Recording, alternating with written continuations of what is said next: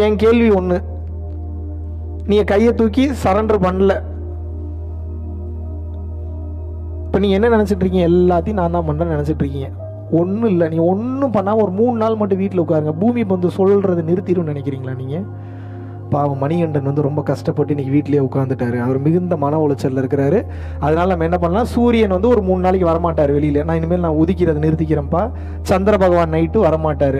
காற்று அடிக்கிறத நிறுத்திடும். பாரதி ராஜா படம் எல்லாம் ஒரு செகண்ட் அப்படியே ஃப்ரீஸ் ஆகிடுறதுக்கு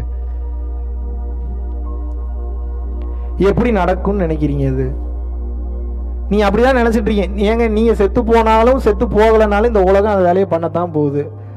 நீங்க வாழ்ந்தாலும் வாழலனாலும் இந்த உலகம் அந்த வேலையை பண்ணத்தான் போகுது. உங்களுக்குலாம் என்ன ஒரு நினைப்புனா, நான் தான் எல்லாத்தையும் எடுத்து பண்ணிட்டு இருக்கேன். அப்படி ஒன்றும் இல்லை. இதை எப்படி உங்களுக்கு புரிய வைக்கலாம் அப்படின்னா, எவ்வளவோ கஷ்டப்பட்டு எவ்வளவோ வேலைகள் இதுக்கு முன்னாடி செஞ்சிருப்பீங்க. எல்லாமே சக்சஸ் ஆயிருச்சா? நீங்க தான் கஷ்டப்பட்டு தானே செஞ்சீங்க, இன்வால்வ்டா தானே செஞ்சீங்க. ஏன் சக்சஸ் ஆகல? மிகுந்த அறிவோடு மிகுந்த தெளிவோடு பக்கா பிளான் போட்டு பக்கா ஸ்கெட்ச் போட்டு தான் பண்ணீங்க. ஏன் சக்சஸ் ஆகல? ஒய்? ஏன்னா இறைவன் அருள் இல்லை உங்களுக்கு அந்த இடத்துல. இறைவன் கொடுக்க நினைப்பதை யார் நினைத்தாலும் தடுக்க முடியாது. இறைவன் தடுக்க நினைப்பதை யார் நினைத்தாலும் கொடுக்க முடியாது. இப்போ கொடுக்கிறது யாரு, தடுக்கிறது யாரு? இப்போ உங்களுக்கு என்ன வேலை? பேசாம கவனி, என்ன நடக்குதுன்னு மட்டும் கவனி. ஆடினதெல்லாம் போதும், என்ன நடக்குதுன்னு மட்டும் கவனி. பாரு என்ன என்ன ஹேப்பனிங் ஆகுதுன்னு கவனி. கவனி கவனி அப்படின்னா என்ன அர்த்தம்? உனக்கு செய்யறதுக்கு இங்க ஒரு வேலையும் இல்லைன்னு அர்த்தம். உயர்ந்த கட்ட தத்துவம் என்ன தெரியுமா? ஜெய கிருஷ்ணமூர்த்தி, ஓஷோ, ரமண மகரிஷி, அகத்தியர், போகர், புலிப்பாணி எல்லாரும் சொல்லிட்டு போன மிக உயர்ந்த உச்சகட்ட தத்துவம் என்ன தெரியுமா? கவனி. அவ்வளவுதான். என்ன சொல்லிட்டு போயிருக்காங்க எல்லாரும்? என்னங்க சொல்லிட்டு போயிருக்காங்க? Just witness it. அப்படின்னா என்ன அர்த்தம்? அதுவா நடக்குது, யாருக்கோ நடக்குது. நீ என்ன பண்ண, உங்களுக்கே நடந்தாலும் நீங்க என்ன பண்ணணும்? கவனி. கஷ்டப்பட்டு உயிரை கொடுத்து போராடி ஒரு விஷயம் நடக்கலையா, இது எழுதப்படல போலன்னு சொல்லி ஏத்துக்கணும். எனக்கு எப்படி இது நடக்காம போலான்னு சொல்லி சண்டைக்கு போக கூடாது. புரியுதா புரியலையா நான் சொல்றது? நான் எவ்வளவு புண்ணியம் பண்ணியிருக்கேன், எவ்வளவு தூரம் யோசிச்சிருக்கேன், எத்தனை பேருக்கு எவ்வளவு சாப்பாடு கொடுத்தேன், எனக்கு எப்படி நடக்காம போலாம் கேட்க கூடாது. ஏன்? இறைவன் ஏதோ ஒரு நல்ல காரணத்திற்காக அதை தடுத்து நிறுத்தி வைத்திருக்கிறார். புரியுதா புரியலையா? ஒரு சில நேரத்தில் ஒரு எஃபோர்ட்டும் போட்டிருக்க மாட்டீங்க. டக்குன்னு ஃபோன் பண்ணுவான், வந்து கொடுத்துட்டு போயிடுவான். வச்சுக்கோங்க, எதா வேணா வச்சுக்கோங்க, அது எதை வேணா கொடுத்துட்டு போகலாம். நடந்திருக்கா நடக்கலையா உங்களுக்கு? எத்தனை பேருக்கு நடந்திருக்கு? கை தூக்குங்க. நீங்க எஃபோர்ட்டே போட்டிருக்க மாட்டீங்க, ஏதோ பாசிட்டிவான விஷயம் உங்களுக்கு லைஃப்ல நடந்திருக்கும். Yes or no? எப்படி நடக்குது? டிசைன்ல இருக்கு சார். அது எதுல இருக்கு? டிசைன்ல இருக்கு. எந்த டிசைன்ல இருக்கு? உங்க லைஃப் டிசைன்ல அது நடந்தாகணும்னு இருக்குது, அதனால அது நடக்குது. இல்லாட்டினா அது நடக்கிறதுக்கு வாய்ப்பு கிடையாது. ஆக மொத்தம் என்ன அர்த்தம்? அவனின்றி ஓர் அணுவும், இது பாட்டா மனப்பாடம் பண்ணி வச்சுக்கிறதுக்கு இல்ல, அதை ஆராய்ச்சி பண்ணி கவனிக்கணும். அவன் இன்றி அப்படின்னா என்ன அர்த்தம்? அவன் இல்லாமல், அவன் அனுமதி கொடுக்காமல், அவன் ஆசீர்வாதம் செய்யாமல், இங்கே ஓர் அணுவும் அப்படின்னா என்ன? ஒரு ஆட்டம் கூட நகராதான். ஒரு ஆட்டமே நகராதுன்னா உங்களுக்கு நடக்கக்கூடிய ஒரு நல்லது ஒரு கெட்டது அவனுக்கு தெரிஞ்சு நடக்குமா தெரியாம நடக்குமா? தெரிஞ்சு நடக்குமா தெரியாம நடக்குமா? அப்படின்னா என்ன அர்த்தம்? டிசைன்ல இருக்குன்னு அர்த்தம்.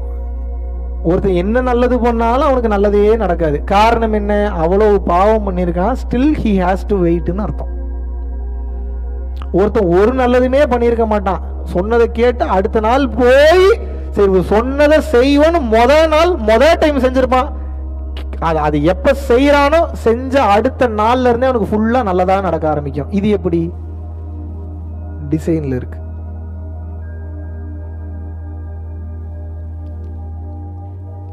அடுத்தவனை பார்க்க கூடாதா, அடுத்தவனை பார்க்கணுமா?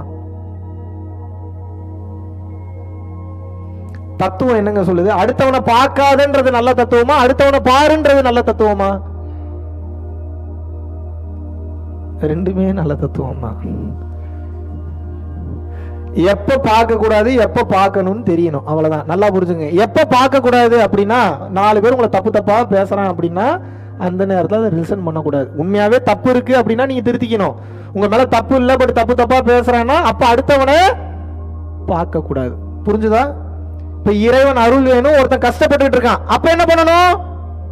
அடுத்தவனை பார்க்கணும்.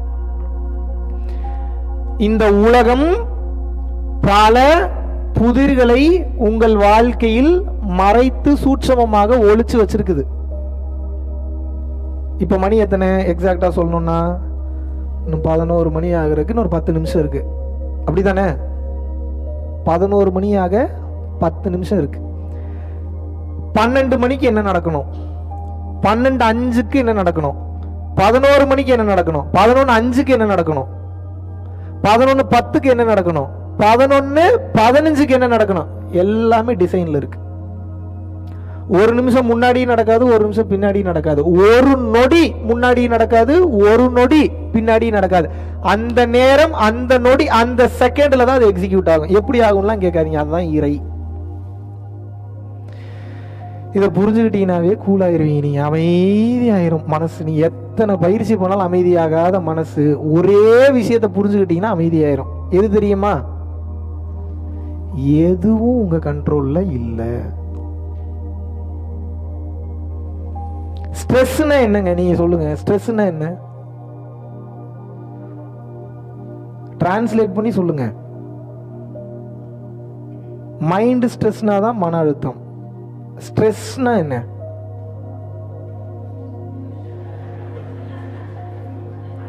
இப்பதான் உயிரை கொடுத்து போராடி மைண்ட் ஸ்ட்ரெஸ்னா தான்ப்பா மன அழுத்தம்.